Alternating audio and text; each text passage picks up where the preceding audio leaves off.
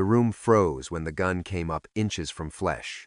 No warning, no speech, just Bumpy Johnson standing still, knowing the sound that followed would redraw every line of power in Harlem. The insult lands softly, almost polite. That's what makes it dangerous. A room full of men hears it at the same time, but no one reacts. Not yet. Chairs stay planted. Cigarettes keep burning. Eyes shift without heads moving. In Harlem, moments like this stretch longer than they should. Bumpy Johnson stands at the center of it, coat buttoned, hat low, hands loose at his sides. He doesn't look at the man who spoke. He looks past him, as if deciding whether the words are even real. That restraint is the first warning. The bodyguard feels it before anyone else does. He's close enough to smell the room whiskey, sweat, old money pretending to be new. His hand isn't on the gun. It doesn't need to be. He's watching Bumpy's shoulders. That's where the answer always starts. The man who spoke shifts his weight. Just a little. He's waiting for something loud. A threat. A curse. Anything he can argue with later. He mistakes silence for permission.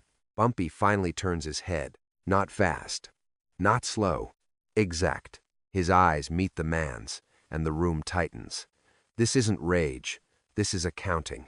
Measuring what's been said against what it costs to let it stand. Bumpy has always understood that violence is easy. Control is expensive. He speaks once, quiet, low enough that it barely travels. That's enough. 2 words. No emotion. Not a request. The bodyguard shifts his stance, half a step, nothing obvious. But the men closest to him notice. They always do. Loyalty doesn't announce itself, it positions. Someone laughs. A nervous sound. Too late to pull back. Now the insult isn't just spoken, it's confirmed. Bumpy exhales through his nose. A small thing, almost private. In Harlem, that breath means a decision has already been made. Whatever happens next will not be improvised. The bodyguard's hand moves. Not fast. Not dramatic. Practiced. The gun clears the coat like it's always belonged there. No flourish. No hesitation. Just metal entering the space between words and consequences. It stops inches from flesh. Close enough that the message doesn't need volume. Time thins. No one reaches for anything. No one stands. Even the man at the center of the insult understands now this isn't about him anymore. This is about whether the room remembers who sets the temperature. Bumpy doesn't look at the gun. He looks at the faces watching. He's teaching them where the line is without drawing it in blood. Yet, the trigger tightens under a disciplined finger.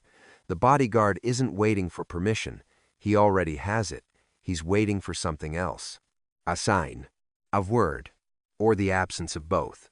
The room leans forward, breath held, knowing that whatever sound comes next will not just end a moment, it will define what kind of power Harlem is about to live under. Harlem doesn't announce Bumpy Johnson.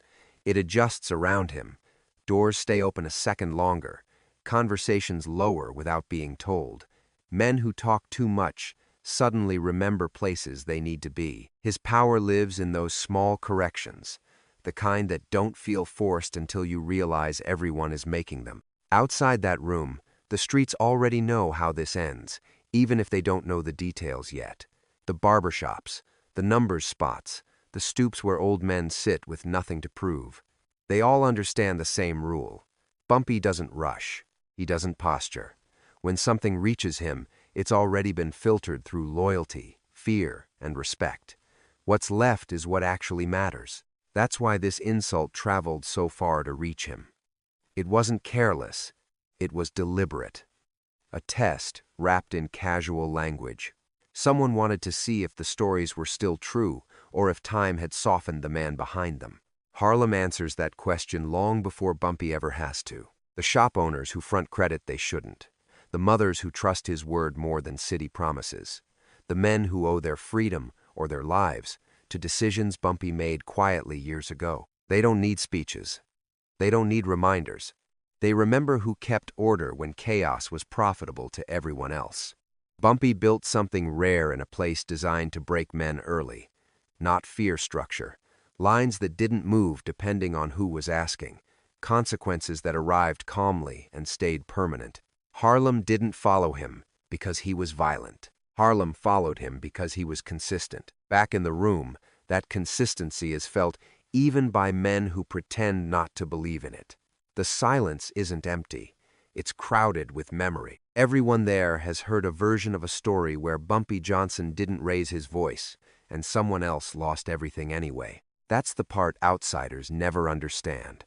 They expect power to shake the room, to demand attention, but real authority lets the room do the shaking on its own. It lets men argue internally before they ever argue out loud. Bumpy stands there, grounded, letting Harlem speak for him without saying a word. He doesn't need to threaten the future.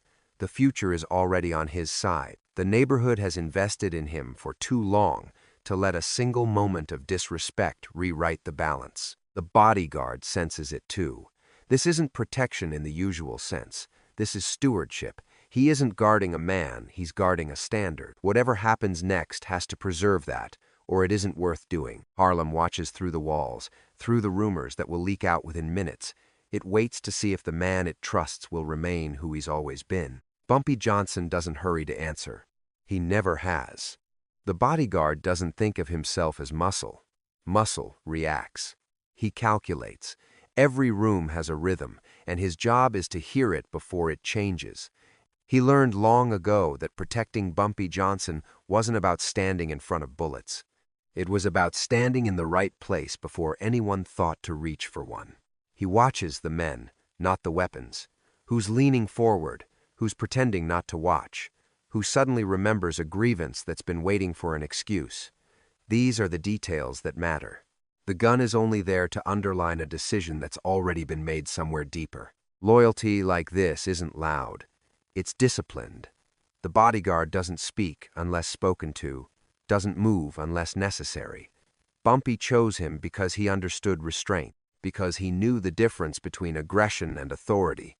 One creates chaos. The other controls it. The insult still hangs in the air, souring as seconds pass. The bodyguard can feel the room searching for permission to turn ugly. All it would take is one sudden motion, one raised voice, one man deciding he's done waiting. That's how moments spiral. That's how respect gets replaced with blood. He tightens his grip just enough to feel the weight of the weapon. Not to use it yet, but to remind himself what line he's guarding. This isn't about ending a life. It's about ending a misunderstanding before it spreads. He's aware of Bumpy beside him without looking. Years of working together have taught him where to read the signal. It's never the hands, never the face. It's the stillness. When Bumpy goes quiet like this, the choice has already passed through anger and come out cleaner on the other side. The bodyguard understands his role in that choice. If the trigger is pulled, it won't be rage. It won't be fear. It will be instruction. A punctuation mark placed carefully at the end of a sentence no one else was brave enough to finish. Men underestimate this kind of loyalty because it doesn't perform. There's no shouting, no chest beating, just a willingness to carry weight that isn't yours, because the man you stand for has already proven what he's willing to carry for everyone else. The bodyguard steadies his breathing. Whatever happens next will be blamed on him in the retelling. That's fine. History always prefers a visible villain, but the truth will be quieter. The truth will be that the line was crossed long before the gun came up. He waits, balanced between action and restraint, knowing that real power isn't in pulling the trigger. It's in being trusted to know exactly when not to. Disrespect changes shape the moment it's witnessed. What was once a private miscalculation becomes a public test, and every man in the room knows he's being asked to choose a side without being invited to speak. Silence turns into a mirror. It reflects who understands the rules and who never learned them. The man who started it didn't intend for this many eyes. He thought the words would land, sting, then pass. That Bumpy Johnson would absorb it the way powerful men are expected to quietly, politely, with a smile that means nothing. He misjudged the room more than he misjudged the man, because the room belongs to Bumpy long before he ever steps into it. Every wall has heard his name spoken carefully. Every table has felt the benefit of order holding where chaos could have paid better. The disrespect isn't just aimed at him, it's aimed at the structure he built, at the understanding that kept violence selective instead of constant. That's why no one rushes to defend the speaker, no one laughs again, no one backs him up. Public disrespect needs an audience to survive, and the audience has already withdrawn. Bumpy lets this happen. He doesn't interrupt the isolation forming around the man. He allows it to be felt. Humiliation, when earned, is a powerful teacher. It strips bravado down to its bones. The bodyguard senses the shift. The danger isn't increasing, it's clarifying. This is no longer a volatile situation. It's a settled one waiting to be acknowledged. The kind of moment where the wrong response would cheapen the authority everyone in the room depends on. Bumpy finally speaks, and it's not to the man who insulted him. It's to the space itself. A reminder without naming names. A boundary without explaining why it exists. Men nod without realizing they're nodding. They understand what's being reinforced. Respect isn't demanded here. It's maintained. Carefully, publicly, without theatrics. The man at the center of it all realizes too late that he's alone. Not threatened, not shouted down, just removed from the collective protection that comes with knowing how to behave. That's the real punishment, and everyone watching feels its weight. Disrespect came into the room loud and confident. It leaves smaller, diminished, carrying a lesson that will travel faster than any apology ever could. Bumpy Johnson watches it happen without satisfaction. Satisfaction is for men who need proof. He's already proven everything that needs proving. This is where most men would make noise, where they'd raise their voice, flex their reach, remind the room exactly how dangerous they can be. Bumpy Johnson doesn't. He understands something rarer, that restraint, when witnessed, lasts longer than fear ever could. He looks at the bodyguard, not as an order, but as confirmation.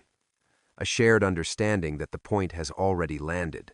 The trigger doesn't need to move for the lesson to stick. Sometimes the threat of permanence is stronger than the act itself. The room waits, unsure whether this is the end or just the quiet before it. Bumpy lets that uncertainty breathe. He knows people reveal themselves when they're unsure what comes next. He's not interested in punishing everyone, only in reminding them who decides when punishment exists at all. He speaks again, calm, deliberate, almost gentle. Not a warning, a statement. The kind that doesn't echo loudly but settles into memory. He makes it clear without saying it directly. Order will remain. Respect will be upheld. And anyone who confuses silence for weakness will learn differently, at a time not of their choosing. The bodyguard eases the gun down, slowly, visibly. Not because the danger has passed, but because the authority has been reasserted. This wasn't about violence. It was about control of the moment, and Bumpy has already taken it back. Men shift in their seats, exhaling breaths they didn't know they were holding. What they've just witnessed will be retold carefully, with details adjusted to suit the teller, but the core will remain the same. Bumpy Johnson stood still, and the room moved around him. That's the kind of power that doesn't burn out. It doesn't escalate. It endures. It teaches men how to behave when he isn't there, which is the real measure of dominance. Bumpy buttons his coat. A small gesture, almost mundane, but it signals finality. The moment is over because he's decided it is. No blood spilled. No speech delivered. Just a correction made in full view of those who matter. The sound everyone was waiting for never comes, and somehow that absence carries farther than a gunshot ever could. The sound isn't what people expected. There's no crack of a gunshot tearing through the room, no body hitting the floor.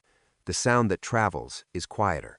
It's the scrape of a chair pulled back, the soft click of a coat buttoned, the low murmur of men realizing the moment has passed and they are still standing. That's the sound that leaves first. By the time the story reaches the street, it's already grown edges. Some say the gun went off. Others swear it didn't matter that it didn't.